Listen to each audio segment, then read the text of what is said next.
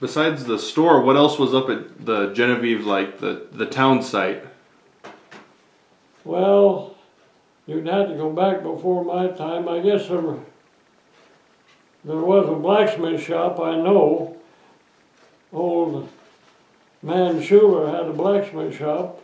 I remember that. And then somebody said that one time there was a barber shop up there. And they had that dance hall, which is still there.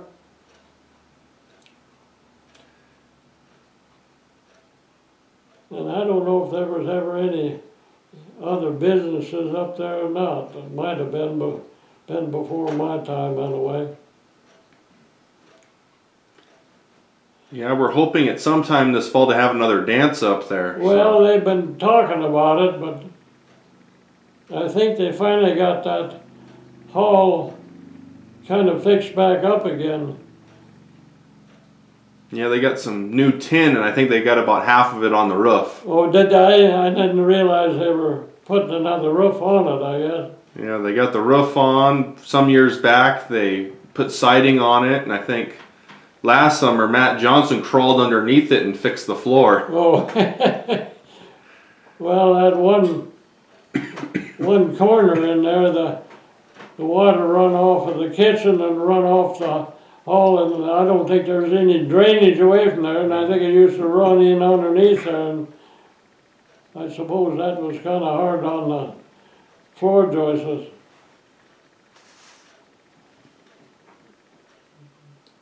What were the dances like up there? Well, depends on how far back you go. Years ago, everybody either went with team and, if there was a family, most of them traveled team and wagon. And then in the kitchen there was a place about that high, and must have been 5 or 6 feet deep, and that's where they laid all the kids when they wanted them to shut up and go to sleep, I guess. Well, most of the music was local people. There was a hell of a lot of fiddle players in the country.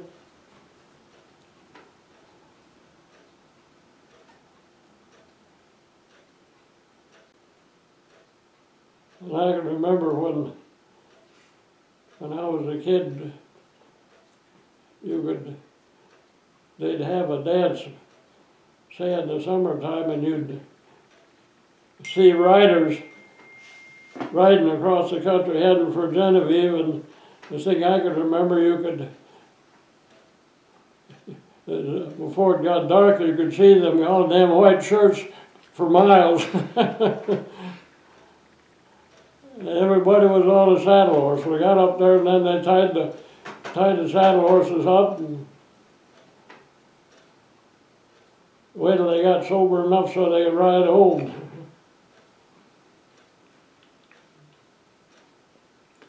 I heard that Genevieve parties were known for all the fights that they had outside. Well, there was a few of them, all right.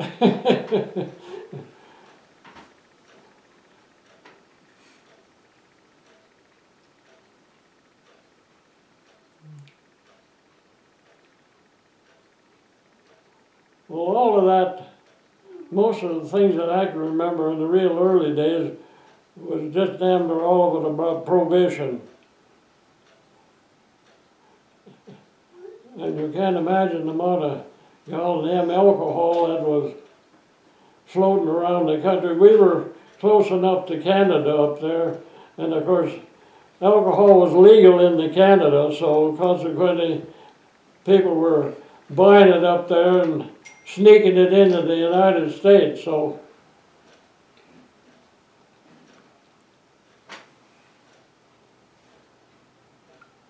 I think of a few people up there, I think just about made a living during Prohibition. I don't know what year it was, but Dad was he was thrashing alfalfa seed. He must have had, 2 or 3 guys there helping. They were pitching this alfalfa through an old combine. Well, I can remember some cowboy come riding in all excited. Prohibition was over. That must have been when Roosevelt got elected. And I don't know if they shut the goddamn machine down and I had a celebration right then or not. They probably did. Were there quite a few people running moonshine up in the country? Well, there was a few making it, and there was a hell of a lot of them drinking it, but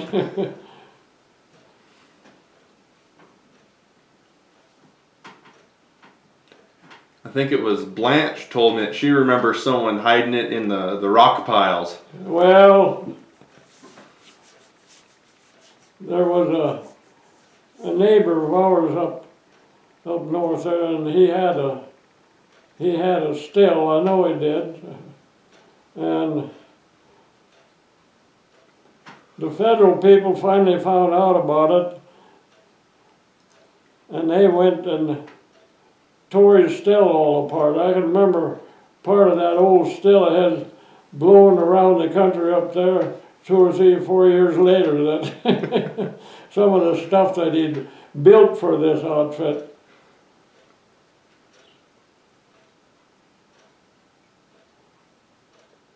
And I don't know what they were using, if they were using barley or what.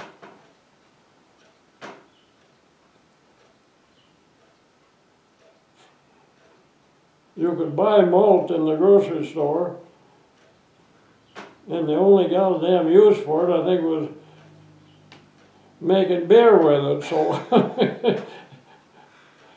But it wasn't illegal to sell malt, just well, the beer. Cripes almighty no, there's only one use for it though, so it was still legal to sell it.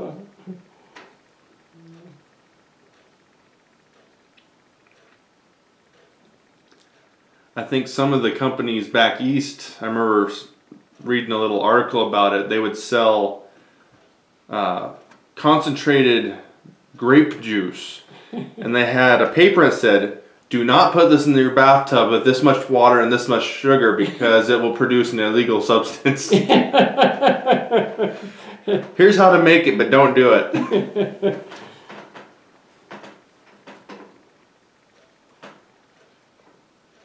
I say, remember Mrs. Barton telling about selling lemon extract. Some of those dances, apparently there was a little alcohol in it, so.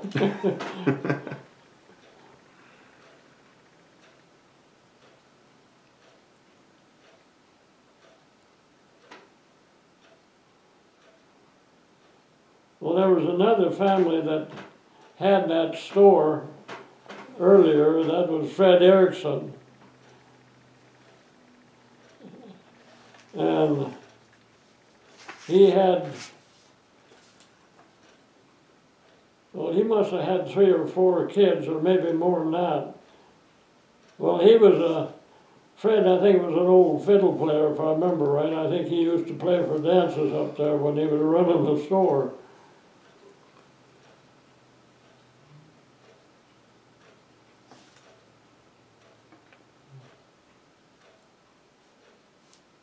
Well, there was a lot of people in that country at one time. To start out with, there was somebody on just about every half section, but it didn't take too long to figure out that that wasn't enough to make a living on, so then they let people homestead what they call a desert claim. And you could homestead another half section, but you had to prove you could make water run on this damn thing, or somewhere or other. There's a lot of places up there that'd be pretty hard to get water on. Well, they would put a dam in, and then there'd be a little, take a plow and plow down below the dam with a little trail, and I guess you could run water down it. Well, it wouldn't do any good, but Anything to get the land. Yeah, well, they were, I think just about everybody, I think eventually wound up with the desert.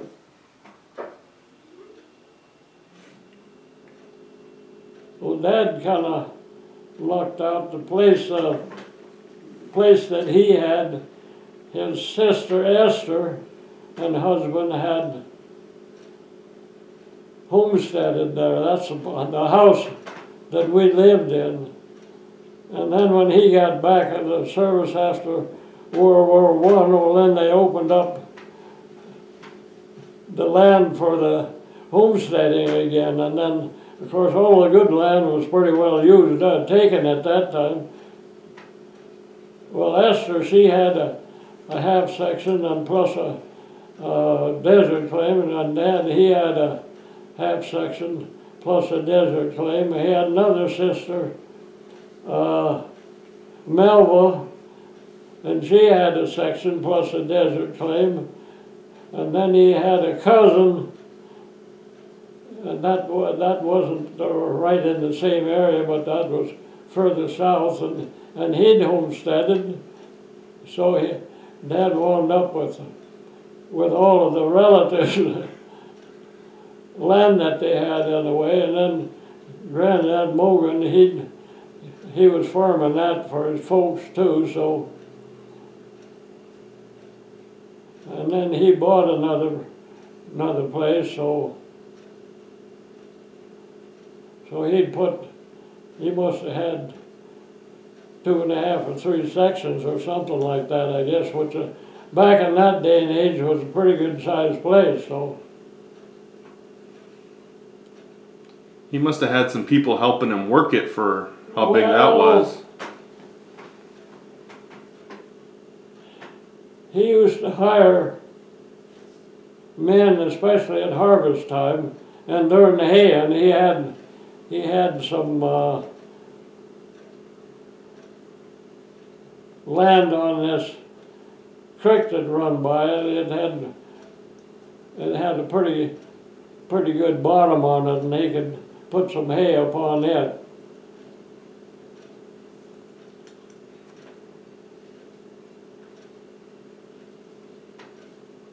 I gotta remember those guys. They were working for $30 a month, and I think during the harvest they probably got 40. And were tickled to death to get it. That was young single guys that was floating around.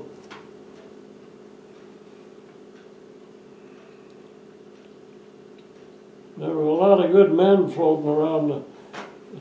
We were close enough to Canada. A lot of those Canadians were coming down through our part of the country.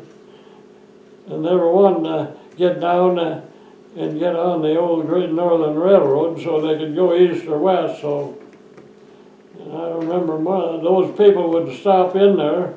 Of course, they were walking in the summertime. You had to give them something to drink and probably something to eat. And the thing I remember, she was scared to death of those people, but she probably wouldn't have had the men. I would imagine they were all pretty productive people if they'd have had a job. Do you know why so many people were coming down from Canada? Was it not good up there? Well, they were in just the same shape. Everything dried out in the 30s.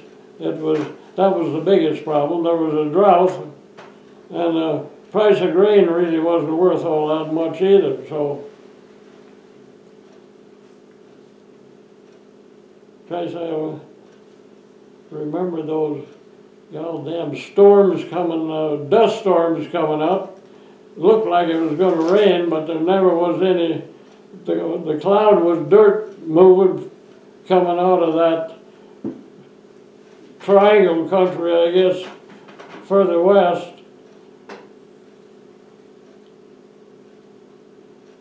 And the goddamn dust would blow into everything.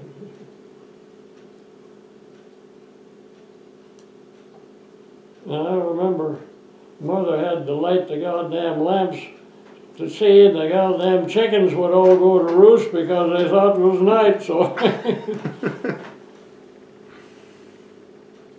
That sounds kind of far-fetched, but I definitely remember living through them, so.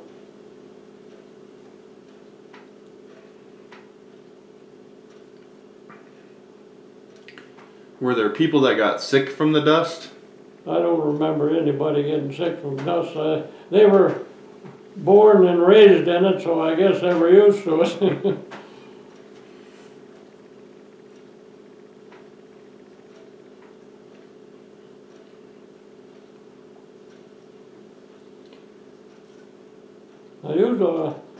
I don't know where the hell those goddamn windstorms came from.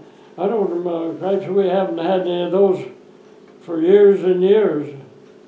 Of course, I guess if the dirt's already loose, maybe it don't take too many mile-an-hour wind to get it all up in the air, so.